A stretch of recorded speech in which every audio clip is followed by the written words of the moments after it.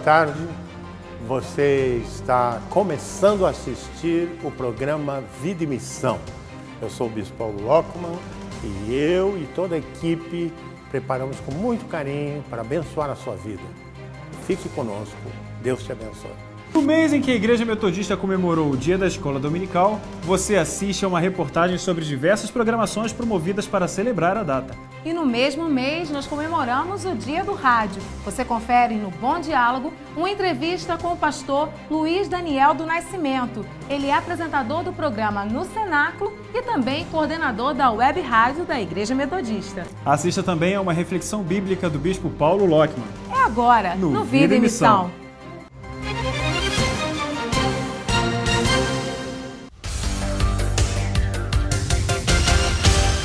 A história da escola dominical faz parte da história da Igreja Metodista. John Wesley iniciou estudos bíblicos dominicais em Savannah, Geórgia, em 1737.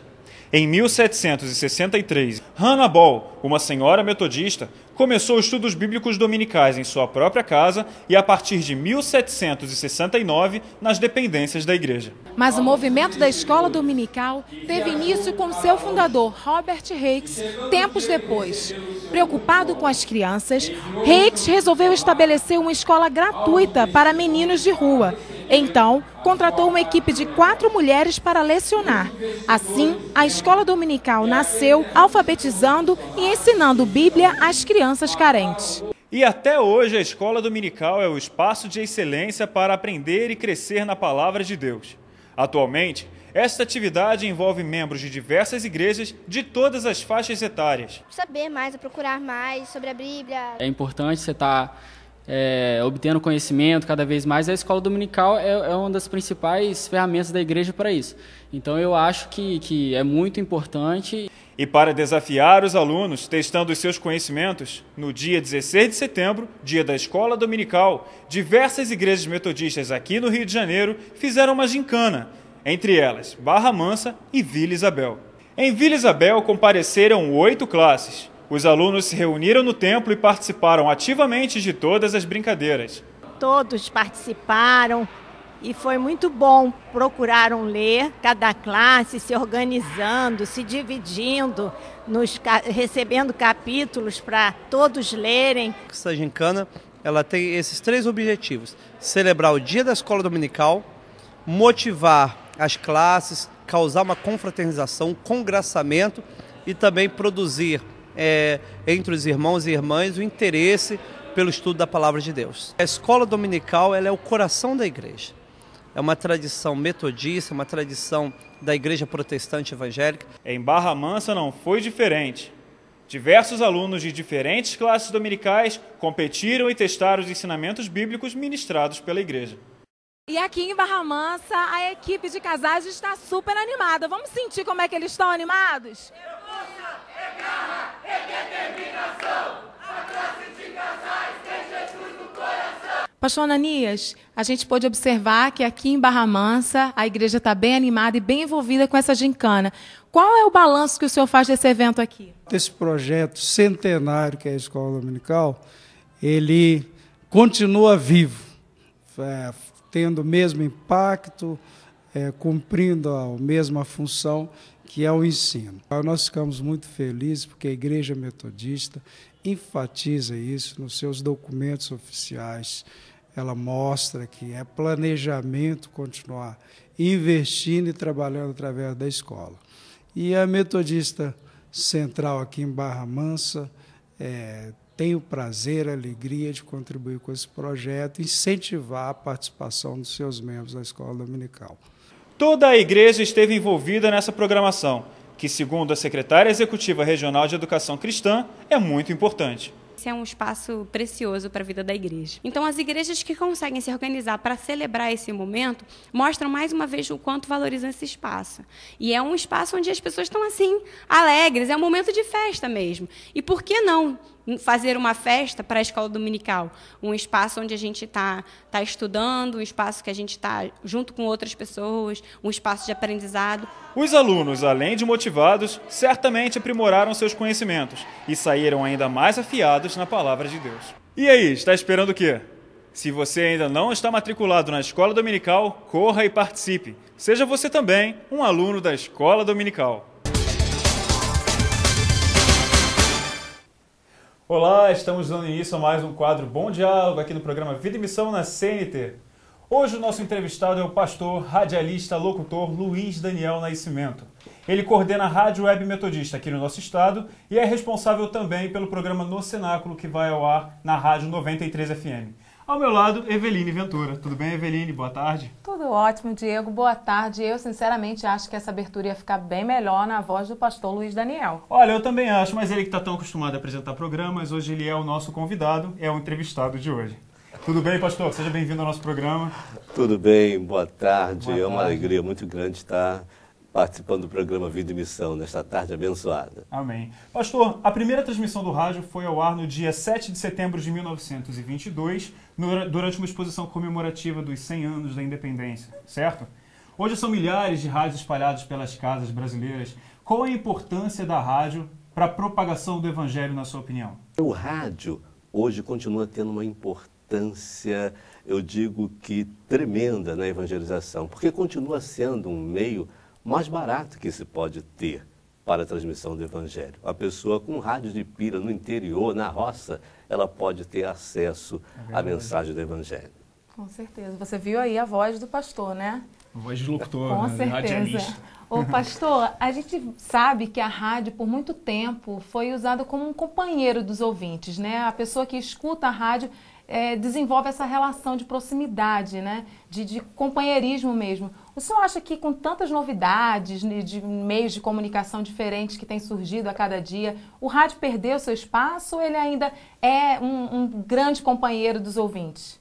Eu continuo vendo o rádio como um grande companheiro dos ouvintes.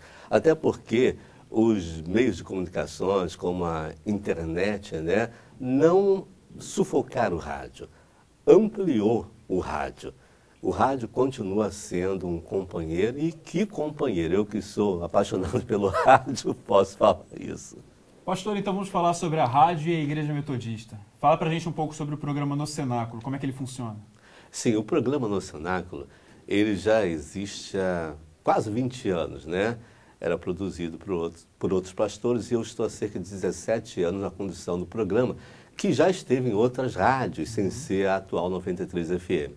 É um período de meditação com a mensagem bíblica e também o informativo das igrejas, né?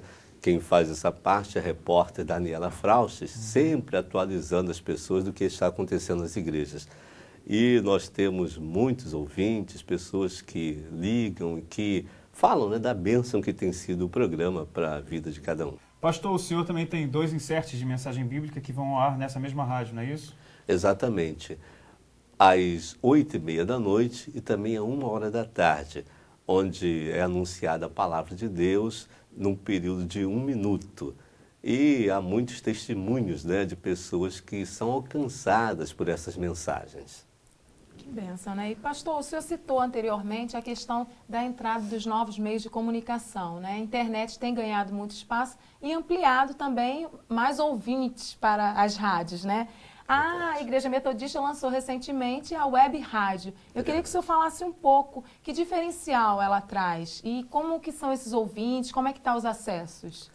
Pois é, o diferencial é que esta rádio procura alcançar de uma forma mais direta o povo da Igreja Metodista. É claro que o rádio tem um alcance geral, né? Mas, por exemplo, é um espaço para que as pessoas possam saber melhor as atividades da igreja, o que está acontecendo nas igrejas metodistas no estado do Rio de Janeiro, e até um espaço para que pastores, igrejas, distritos possam ter um programa específico deles. Eu tenho que dizer para vocês que esse projeto ainda não foi concluído. Nós estamos trabalhando, temos conversado, eu tenho visitado alguns distritos e despertado, né, nos pastores, pastoras, sobre a importância desse espaço, como melhor utilizar esse espaço. O senhor tem um bom retorno dos ouvintes? Existe algum testemunho forte de alguém que tenha ouvido uma palavra através da rádio? Ah, são vários testemunhos. E uma coisa que até hoje eu tenho no meu coração quando nós fazíamos ainda AM. E naquela época, ainda no início dos anos 90, né, a internet não tinha esse peso que tem hoje. E eu tive primos morando lá em Goiás que eles ouviam a rádio AM, era 940 AM, ouviam a rádio lá em Goiás. E eles falavam exatamente o que eu tinha falado. Então aquilo realmente me emocionava muito. E também uma senhora, eu não sei se hoje ela é viva ainda, que o único meio de comunicação que ela tinha realmente acesso era o rádio. Ela era deficiente visual e ela se deliciava, vamos dizer assim, ouvindo a mensagem através do rádio. Então, são coisas que marcam, né, a nossa vida, o nosso coração. Pastor, a gente não pode deixar de aproveitar, né? Como um locutor, né, radialista, o senhor pode dar uma palhinha aí, uma chamada para os ouvintes que estão nos assistindo? Ah, sim, com prazer, com alegria.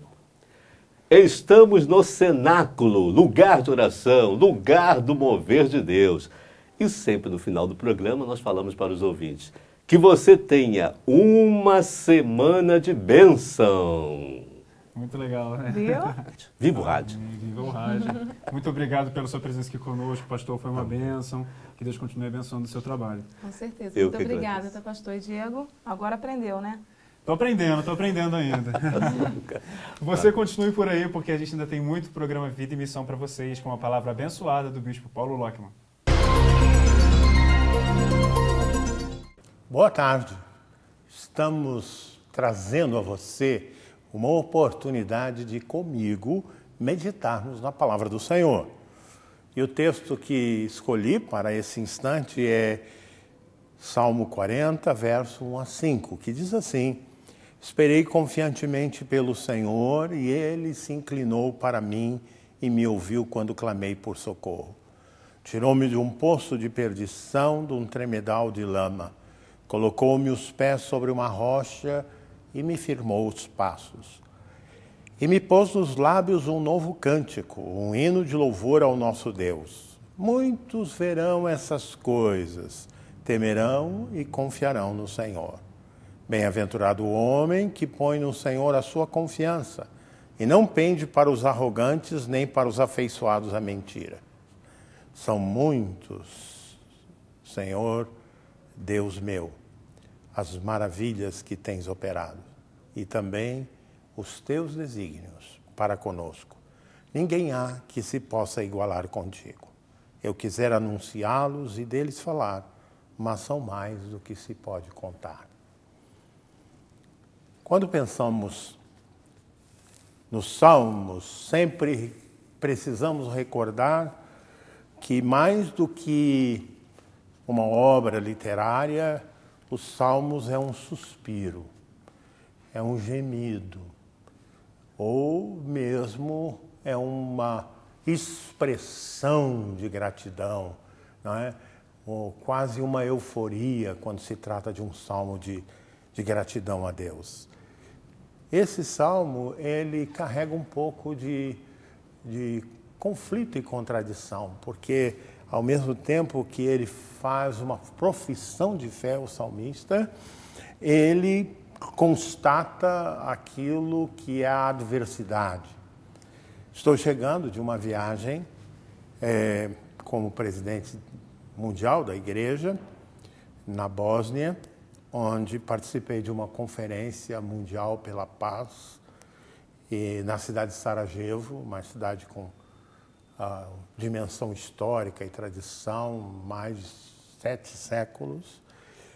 A Primeira Guerra Mundial começou a partir de um acontecimento em Sarajevo. E uma das coisas que eu pude perceber no convívio com o povo é o semblante entristecido ainda, embora a paz, o armistício, né, o acordo tenha sido selado em dezembro de 1995. Porém, por ser a Bósnia uma das repúblicas da antiga Iugoslávia, que tem outras tantas, como Sérvia, Croácia, Kosovo, enfim, ela é a mais multiétnica e multirreligiosa. E por incrível que pareça, a tensão continua existindo. Um taxista disse para nós que se as tropas da OTAN, ou seja, as tropas europeias, deixarem a Bósnia, a guerra volta no dia seguinte. Então, esse estado de coisas, dá para perceber, primeiro, há ainda sinais da guerra em muitas edificações. E segundo, não há ninguém naquele país que não tenha perdido entes queridos. E o semblante registra isso. Mas, ao mesmo tempo, percebemos um recrudescer da fé. Porque no meio de tantas dificuldades, eu e você já experimentamos isto, fica sempre a sensação de como eu vou conseguir cessar isto. Você pensa assim, você percebe as coisas assim, eu percebo também. Quando nós estamos metidos numa situação para a qual nós não encontramos saída, quando nós estamos envolvidos em meio a um furacão, parece que não há solução para aquilo. Estamos diante de um impasse, de uma tensão muito grande, seja uma enfermidade, seja uma situação na vida de um filho, envolvimento com drogas, há todo tipo de situações que nós nos vemos envolvidos e que quase que nos amarram, quase que nos imobilizam, ao ponto de não sabermos como lidar com elas, né? Mas a alternativa do salmista é muito didática. Ele diz: esperei confiantemente pelo Senhor. Confia no Senhor e faz o bem, habita na terra e alimenta-te da verdade. É impressionante como pessoas que não têm qualquer vida religiosa, é impressionante como pessoas que não participam de uma igreja, não desenvolvem a sua fé cristã, de repente, pelas vicissitudes da vida, de repente se descobrem religiosas. Vários momentos de tragédia na Europa, na América do Norte, foi constatado após um episódio, seja um furacão, seja um terremoto, enfim, uma tragédia num país, numa cidade, fez com que a frequência à igreja se tornasse, tivesse um aumento assim inesperado. Por quê? Porque lá no fundo da sua alma, no fundo do nosso coração, frequentemente há um vazio que só Deus pode preencher. Vivemos como se nada disso estivesse acontecendo. Seguimos as nossas lutas diárias normalmente, como se não tivéssemos o lado espiritual na nossa vida. Mas nós temos um lado espiritual. E aí, quando a situação aperta ou quando as coisas fogem ao nosso controle, é que nós redescobrimos Deus. Eu queria, nesta tarde, sugerir a você que você transformasse isto, a sua relação com Deus, em alguma coisa mais cotidiana. Eu e minha esposa, Gláucia, todas as manhãs, junto ao café da manhã, abrimos o nosso cenáculo, lemos a Bíblia juntos. Não chega a ser 15 minutos, mas faz uma diferença tremenda na nossa vida. Você não esquece de levantar para ir para o trabalho, você tem responsabilidades, você mesmo que correndo toma o seu cafezinho, na hora do almoço você dá um jeito de tomar um lanche ou almoçar, você chega à noite cansado, você quer uma cama para descansar e dormir. São necessidades humanas que você precisa suprir. E eu estou dizendo para vocês todos que há uma necessidade no nível espiritual que as pessoas precisam suprir. Participei na Catedral de Sarajevo, Catedral Ortodoxa. A maioria dos cristãos na Bósnia, como na Sérvia, como na Croácia, são cristãos ortodoxos. E uma catedral antiga, mais de 600 anos, e que comporta 1.200 pessoas, ela estava repleta. Minha esposa perguntou, mas deve ser só mais pessoas idosas. E para minha de certa maneira, surpresa, dada a secularização da vida na Europa em geral, a grande maioria eram jovens. Jovens tatuados, jovens vestidos das mais diversas maneiras do fashion, para a juventude, né? Mas estavam lá. E olha que um culto ortodoxo dura mais de 2 horas, como esse durou 2 horas e 40 minutos, com um simbolismo, com cânticos, com repetições, enfim, uma cerimônia do ponto de vista assim visual e simbólico lindíssima, não é? E estavam lá os jovens, especialmente porque a vida deles e a sociedade deles chegara a um ponto crítico. Qual vai ser o futuro desta nação? Qual vai ser o futuro da minha vida? E aí a resposta vem em Deus. Em Deus há futuro. Quem crê em Deus tem futuro. Quem crê em Deus pode nutrir esperanças e declarar como salmista. Como ele declara?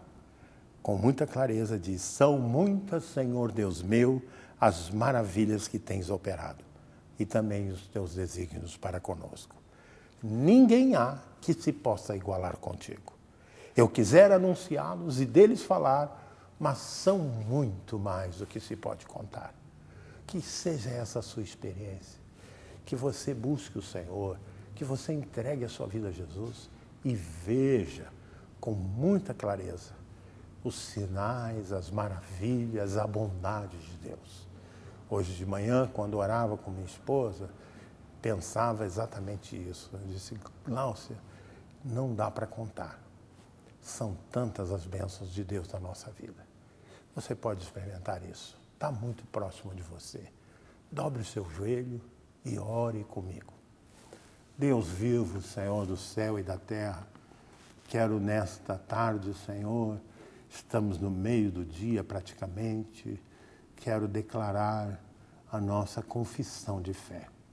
Tu és o nosso refúgio, Tu és a nossa força, Tu és o nosso rochedo forte, e em Ti esperamos e em Ti confiamos.